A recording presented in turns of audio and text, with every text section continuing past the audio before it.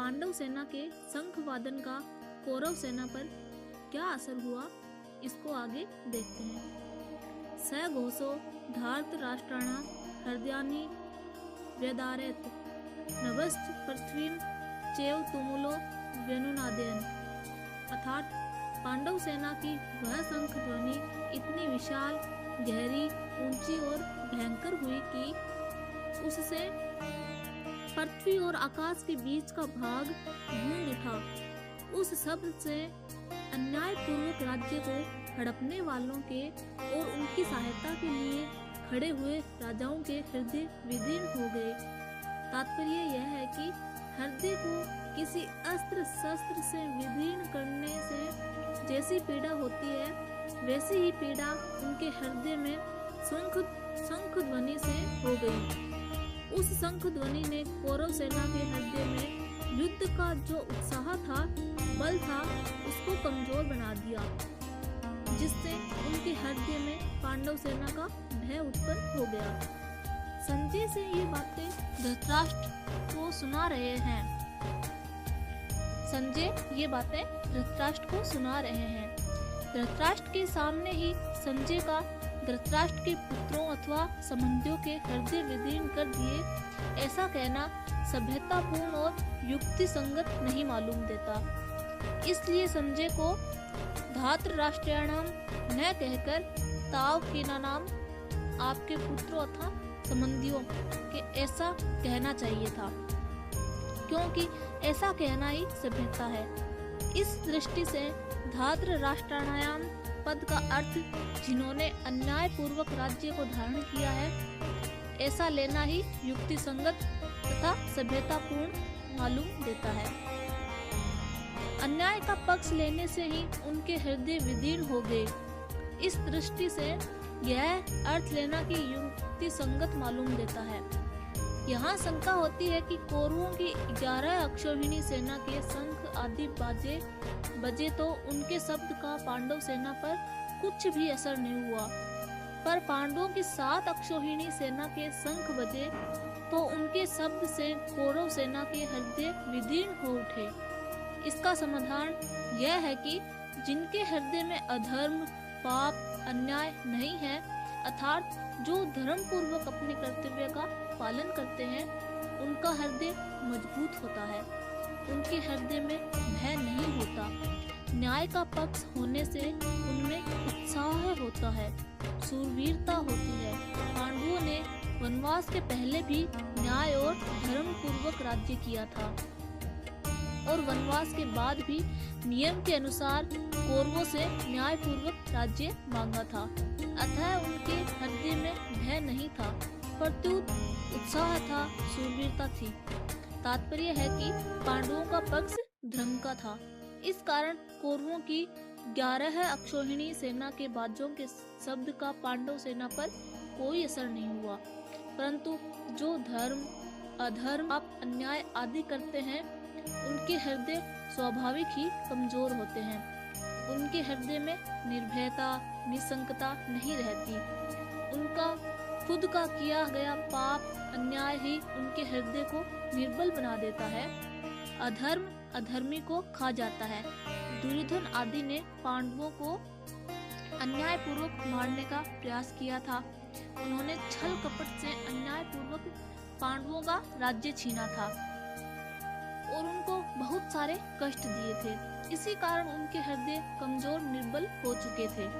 तात्पर्य है कि कौरवों का पक्ष अधर्म का था, इसलिए पांडवों की 7 अक्षौहिणी की शंख ध्वनि से उनके हृदय विदीर्ण हो उठे। उनमें बड़े जोर की पीड़ा हो गई। इस प्रसंग से साधक को सावधान हो जाना चाहिए कि उसके द्वारा अपने शरीर, वाणी, मन से कभी भी कोई अन्याय और अधर्म का आचरण न हो।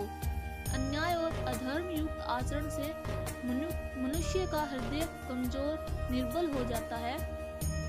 उसके हृदय में भय पैदा हो जाता है। उदाहरणार्थ, लंकाधिपति रावण से त्रिलोकी डरती थी। वहीं रावण जब सीता जी का हरण करने जाता है, तब भयभीत होकर इधर उधर देखता है। इसलिए साधक को चाहिए कि वह अन्याय, अधर्म, युक्त आचरण कभी ना करें। कहने का तात्पर्य यह है कि जब हम कभी भी गलत कार्य करते हैं तब हमारे अंदर से निर्बलता और भय अपने आप उत्पन्न हो जाता है, क्योंकि हमें मालूम होता है कि हम गलत कर रहे हैं, हम अधर्म कर रहे हैं। इसीलिए हमें कभी ना कभी किसी न किसी चीज का डर सताता रहता है। और यदि हम धर्म के पथ पर चलें, कुछ भी गलत कार्य न करें, तो साक्षात भगवान भी हमारे साथ होते हैं और हम निर्भयता और निडरता के साथ अपनी आने वाली परेशानियों का सामना कर सकते हैं। श्लोक 20। धृतराष्ट्र ने पहले श्लोक में अपने और पांडु के पुत्रों के विषय में प्रश्न किया था, उसका उत्तर संजय ने दूसरे श्लोक से 19वें श्लोक तक दे दिया। अब संजय भगवत गीता के प्राकट्य का प्रसंग आगे के श्लोक से आरंभ करते हैं। अतः व्यवस्थिता दृष्ट्वा धार्तराष्ट्रान् कपिध्वज प्रवर्ते शस्त्र संपादे धनुरुद्यमे पांडवः ऋषिकेश तदा वाक्यमिदमः महीपते। अतः इस पद का तात्पर्य है, अब संजय भगवान श्री कृष्ण और अर्जुन के संवाद रूप भगवत गीता का आरंभ करते हैं।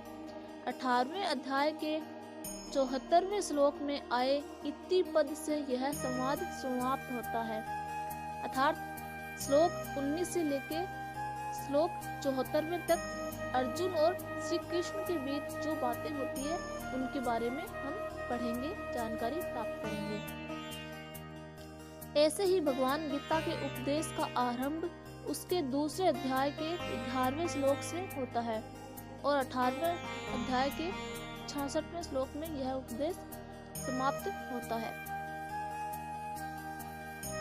प्रवर्ते शस्त्र संपादे, अर्थात यद्यपि पितामह भीष्म ने युद्धारंभ की घोषणा के लिए शंख नहीं बजाया था, प्रत्युत केवल दुर्योधन को प्रसन्न करने के लिए ही शंख बजाया था, तथापि कौरव और पांडव सेना ने उसको युद्धारंभ की घोषणा ही मान लिया और अपने अपने अस्त्र शस्त्र हाथ में उठाकर तैयार हो गए। इस तरह सेना को शस्त्र उठाए देखकर वीरता में भरकर अर्जुन ने भी अपना गांडीव धनुष हाथ में उठा लिया। व्यवस्थितान् धार्तराष्ट्रान् दृष्ट्वा, इन पदों से संजय का तात्पर्य है कि जब आपके पुत्र दुर्योधन ने पांडवों की सेना को देखा तब वह भागा भागा द्रोणाचार्य के पास गया, परंतु जब अर्जुन ने कौरवों की सेना को देखा तब उनका हाथ सीधे गांडीव धनुष पर ही गया, धनुरुद्र में। इससे मालूम होता है कि दुर्योधन के भीतर भय है और अर्जुन के भीतर निर्भयता है, उत्साह है और वीरता है।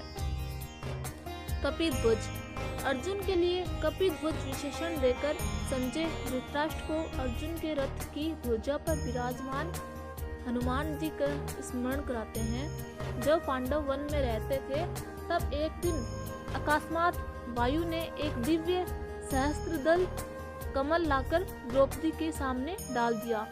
उसे देखकर द्रौपदी प्रसन्न हो गई और उसने भीमसेन से कहा कि वीरवर, आप ऐसे बहुत से कमल ला दीजिए।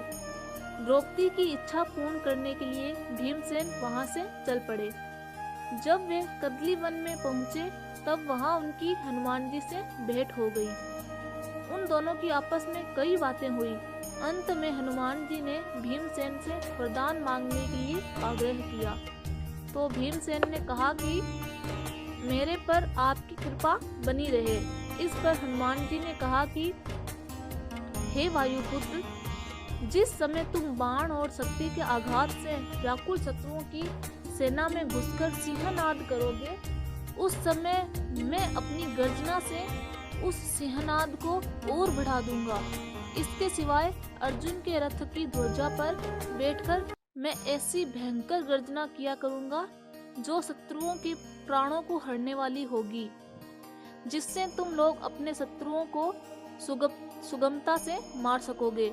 इस प्रकार जिनके रथ की ध्वजा पर हनुमान जी विराजमान है, उनकी विजय निश्चित है। पांडव।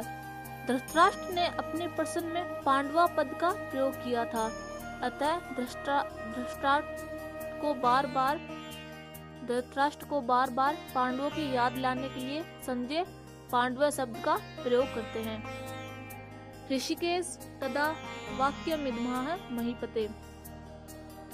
पांडव सेना को देखकर दुर्योधन तो गुरु द्रोणाचार्य के पास जाकर चालाकी से भरे हुए वचन बोलता है, परंतु अर्जुन कौरव सेना को देखकर, जो जगत गुरु है, अंतर्यामी है, मन बुद्धि आदि के प्रेरक है, ऐसे भगवान श्री कृष्ण से शूरवीरता, उत्साह और अपने कर्तव्य से भरे वचन बोलते हैं।